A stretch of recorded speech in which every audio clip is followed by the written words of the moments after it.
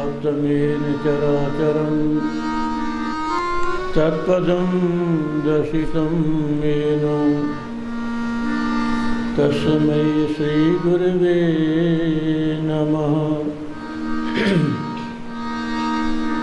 ध्यानमूलं गुरोर्मूर्ति पूजामूलं गुरोर्पदं मंत्रमूलं गुरोर्वाक्यं मोक्षमूलं गुरोर्कृपा मोक्षमूलं गुरोर्कृपा भवितापप्रणाशिन्यै आनंद घनमूर्तये ज्ञान भक्ति प्रदायिन्यै मातस्तुभ्यं नमो नमः मातस्तुभ्यं नमो नमः। श्री श्यामयी मात की सद्गुरुदेव भगवान की जय। ओम हरिनाम संकीर्तन। श्रीमन्नारायण नारायण नारायण श्रीमन्नारायण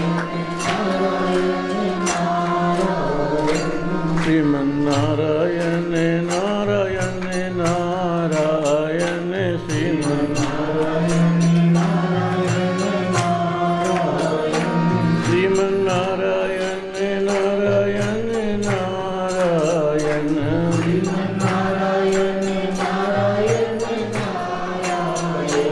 श्रीमन्नारायण नारायण नारायण श्रीमन्नारायण नारायण नारायण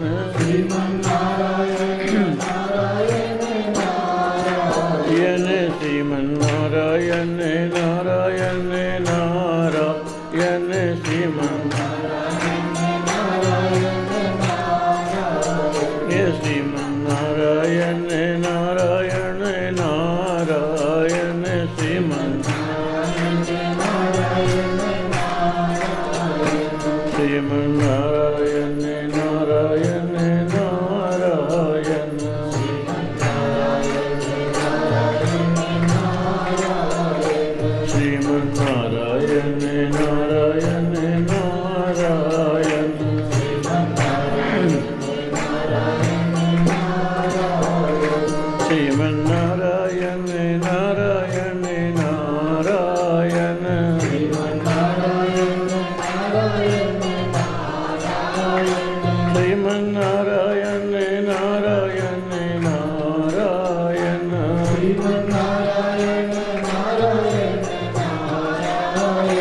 श्रीमन्नारायण नारायण नारायण श्रीमन्नारायण नारायण नारायण श्रीमन्नारायण नारायण नारायण श्रीमन्नारायण बोलो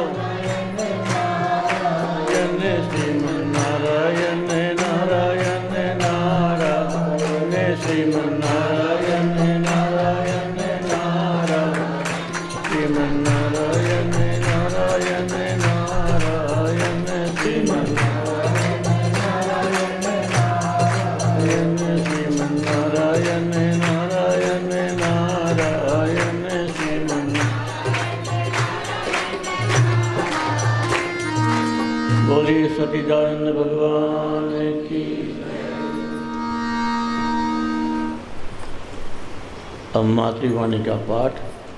ये जो ग्रंथ है इसमें सन 1925 से लेकर 1982 तक माँ ने जो कुछ उपदेश दिए हैं, भक्तों ने जो भी माँ से प्रश्न पूछे, माँ ने जो कहा, वो सबका संकलन एक ग्रंथ है। 50 साल से भी अधिक की वाणी का ऐसा कोई प्रश्न नहीं है जिसका उत्तर इस किताब ग्रंथ में ना मिले। सब उत्तर है इसमें। इसको जरूर पढ़ा करो।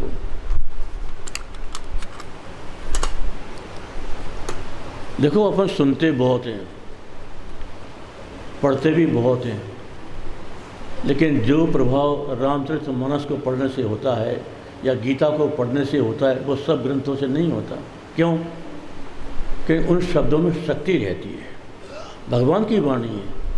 गीता भगवान की वाणी है। तो ऐसे ये जो है मात्र भगवान है, उनकी वाणी है, तो उनके शब्दों में एक प्रभाव है, उस प्रभाव का असर हमारे जीवन पर पड़ता है। तो प्रारंभ करते हैं। भवताप प्रणाशिन्यै आनंद घन मूर्तये ज्ञान भक्ति प्रदायिन्यै मातस्तुभ्यं नमो नमः। माँ कह रही हैं, एक के सिवा कुछ भी नहीं है। अभी हमारे जयेश जी ने कहा था, एको ब्रह्म द्वितीयो नास्ति, एक के सिवाय कुछ भी नहीं। और इस पर चिंतन मनन करो, क्या अर्थ है इसका? मतलब ये हुआ कि ये माए के पुस्तक, ये दीवार, ये पंखे, ये बिजली, ये खंभे, ये आश्रम और तुम सब एक, दूसरा कुछ है ही नहीं। हमारे अज्ञान के कारण उस एक में हमारी अनेकत्व की बुद्धि होती है एक, लेकिन हमको अनुभव नहीं है। अनुभव होगा तो हमारी ये भेद बुद्धि खत्म हो जाएगी। ये माइक भी भगवान देखेगा, दीवार भी भगवान दिखेगी, पेड़ पौधे भगवान दिखेंगे, पशु पक्षी भगवान दिखेंगे, हर आदमी सब भगवान ही दिखेगा। ये है एक का दर्शन। ये कब होता है? अपनी जिज्ञासा हो, प्यास हो, और उधर से भगवान की कृपा हो, गुरुओं की कृपा हो, संतों की कृपा हो, तो ये चीज़ हमको अनुभव में आ जाती है। तो एक के सिवाय कुछ भी नहीं है, इसको अपने हृदय में बिठा लो। दूसरा माँ उपदेश करती हैं, अपने को गुप्त पेटी बनाना चाहिए। सब भावों के विषय को प्रकाश में नहीं लाना चाहिए, गुप्त रखना चाहिए।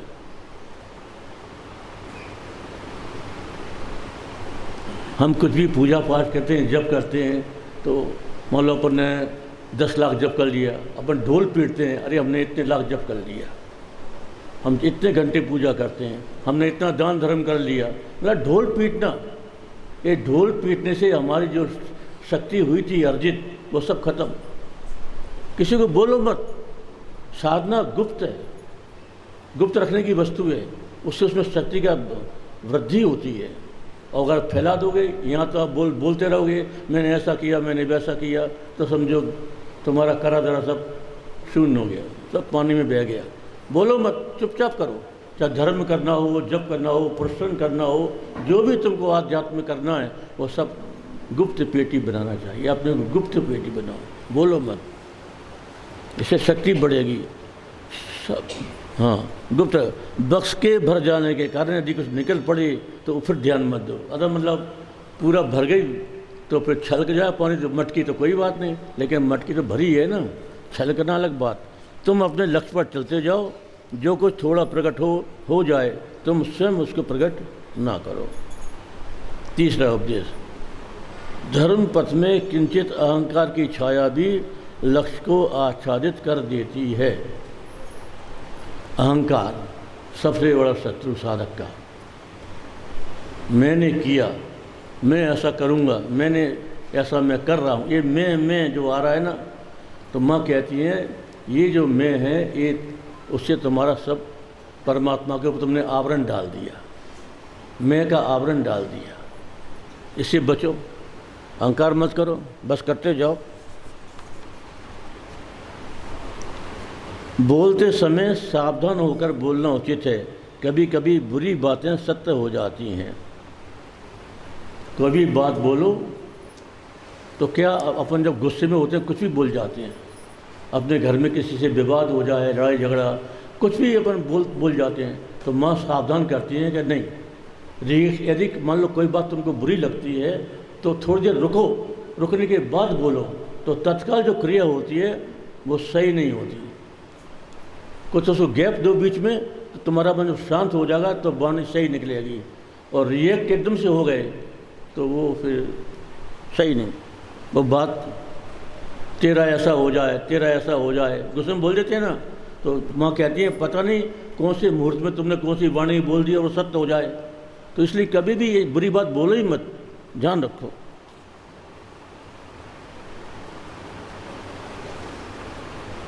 एक बड़ा महत्वपूर्ण प्रश्न है। किसी ने माँ से पूछा, समाधि किसे कहते हैं? ये सब साधकों का प्रश्न है, समाधि किसे कहते हैं? देखो माँ क्या उत्तर देती हैं, ध्यान देना। माँ कहती हैं, सब प्रकार के कामों और भावों के पूर्ण समाधान का नाम समाधि है। समाधि माने समाधान। कितनी सटीक परिभाषा है। समाधि माने समाधान। यदि हमको विस्मृति होगी संसार की, शरीर की, लेकिन समाधान नहीं हुआ, तो माँ के अनुसार वो समाधि नहीं है, क्योंकि समाधान नहीं हुआ। समाधि वही कहलाएगी जब हमारे चित्त का समाधान हो जाए, हमारी जिज्ञासा का समाधान हो जाए, हमारा प्रश्न उठना बंद हो जाए। हमने एक बार माँ से प्रश्न किया था कि माँ, आत्म साक्षात्कार किसे कहती है? तो माँ ने उत्तर दिया था, जब कोई प्रश्न ना रहे तो आत्म साक्षात्कार। जब कोई प्रश्न ना रहे, तो जब तक प्रश्न है तब तक साक्षात्कार नहीं है। वो समाधान वाली बात है। तो समाधि की परिभाषा याद रखो। समाधि माने समाधान। यह ज्ञान और अज्ञान के अतीत की अवस्था है। ज्ञान बुद्धि से होता है, अज्ञान भी बुद्धि में ही रहता है, लेकिन जो वास्तविक समाधान होता है वह बुद्धि से अतीत की अवस्था है। ज्ञान अज्ञान के अतीत की अवस्था है। तुम लोग जिसको सविकल्प कहते हो, वो भी इसी चरम अवस्था को पहुंचने के लिए उसे भी एक प्रकार की साधना ही समझो। अभी महाराज जी बात करते हैं निधि ध्यासन। तो निधि ध्यासन की जो अवस्था है, मन की बहुत सूक्ष्म अवस्था, माँ कहती हैं वो भी एक साधन की अवस्था है। सबसे पहले रूप, रस, गंध, स्पर्श तथा शब्दादि पंच तन्मात्र में कोई एक तत्व, वस्तु या विचार उपलक्ष्य सम्मुख आता है और उसी को लेकर के शरीर ध्यान में स्थिर होता है।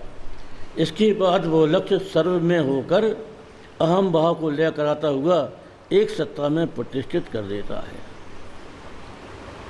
एक सत्ता सब भगवान है, माने हमारे साधना के स्तर पर ऐसी एक सत्ता, एक वृत्ति भगवान है, उसके अलावा कुछ नहीं है, एक के सिवा कुछ नहीं है।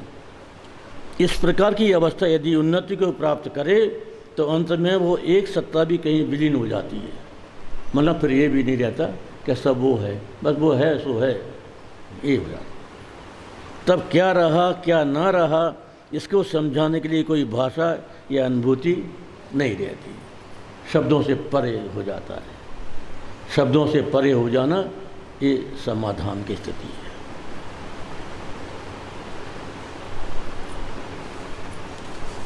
शब्दों से परे हो जाना। माँ का उपदेश है, सभी तो उन्हीं के रूप हैं, एक के सिवा तो दूसरा है नहीं। देखो ये उपदेश, सभी उन्हीं के रूप हैं, मतलब जो कुछ भी तुम देखो उसको उन्हीं का रूप समझो। इसके लिए बहुत अच्छी टेक्निक माने एक दी है उपदेशों में कि जब भी देखो तो एक प्रश्न करो कि इस रूप में कौन है। जैसे रमन में ऐसे प्रश्न करते हैं कि प्रश्न किसको है, मुझको, तो मैं कौन हूँ। रमन में की टेक्निक आत्मानुसंधान, सेल्फ इंक्वायरी, मैं कौन हूँ। तो इसी प्रकार की टेक्निक माँ देती हैं, इस रूप में कौन है। यहाँ मैं की बात नहीं, ये ऑब्जेक्टिव इंक्वायरी है, वो सब्जेक्टिव इंक्वायरी है। चश्मा, तो चश्मे के रूप में कौन है, ऐसा प्रश्न पूछो। माइक के रूप में कौन है, इन खंभों के रूप में कौन है, ये प्रश्न करो। तो इस प्रश्न करते करते तो यदि तुम्हारी जिज्ञासा सच्ची होगी तो तुमको उधर भीतर से उत्तर आएगा कि ये भगवान ही है, इस रूप में भगवान ही है, ये भीतर से उत्तर आएगा। लेकिन जिज्ञासा के सारा खेल जिज्ञासा के ऊपर है। एक जिज्ञासा और एक मन की निर्मलता, दो चीज़ चाहिए। मन निर्मल होगा तो उत्तर आएगा, निर्मल नहीं होगा तो नहीं आएगा। फिर बुद्धि का उत्तर आएगा, वास्तविक उत्तर नहीं आएगा। और बुद्धि के उत्तर से कैसे समाधान होता नहीं है।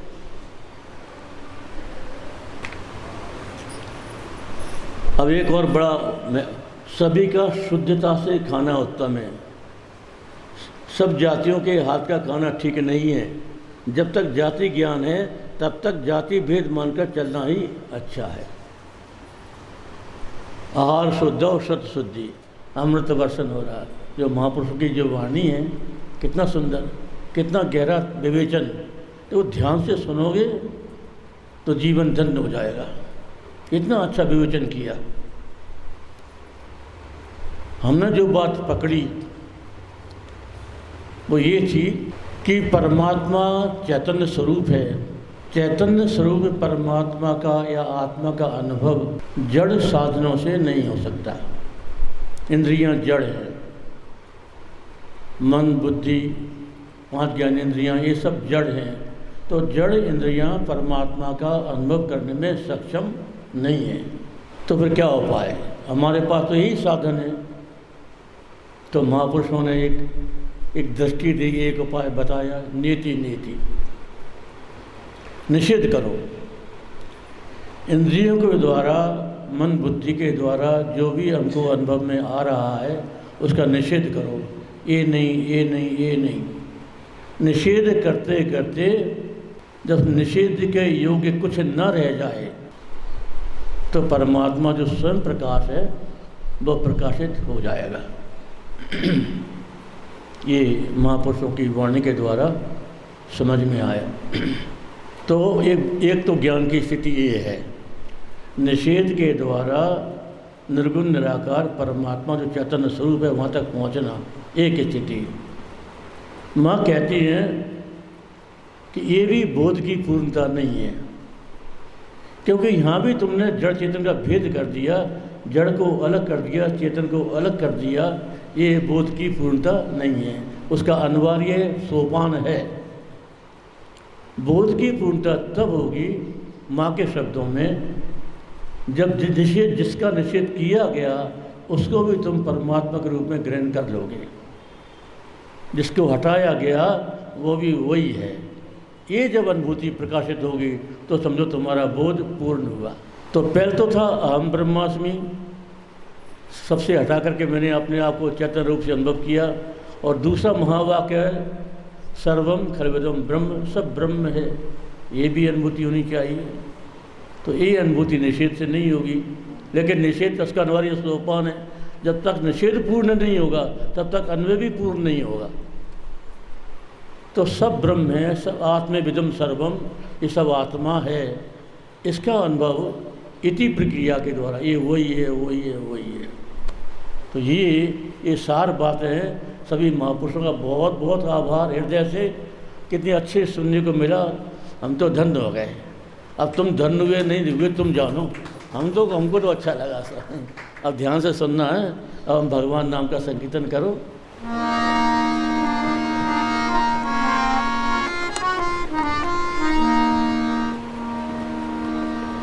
ओम नमो भगवते वासुदेवाय।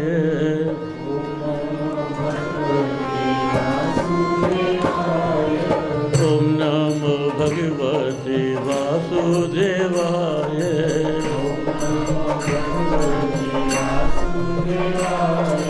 ओम नमो भगवते वासुदेवाय।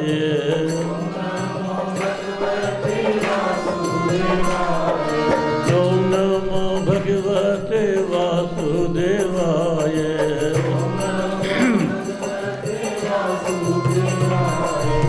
ओम नमो भगवते वासुदेवाय।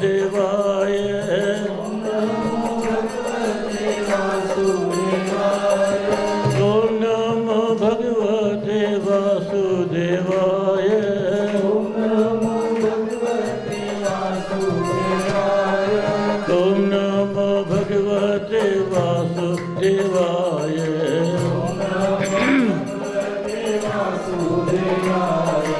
ओम नमो भगवते वासुदेवाय।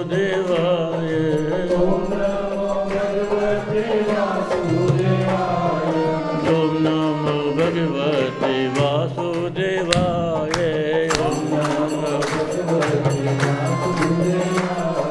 ओम नमो भगवते वासुदेवाय। ओम नमो भगवते वासुदेवाय।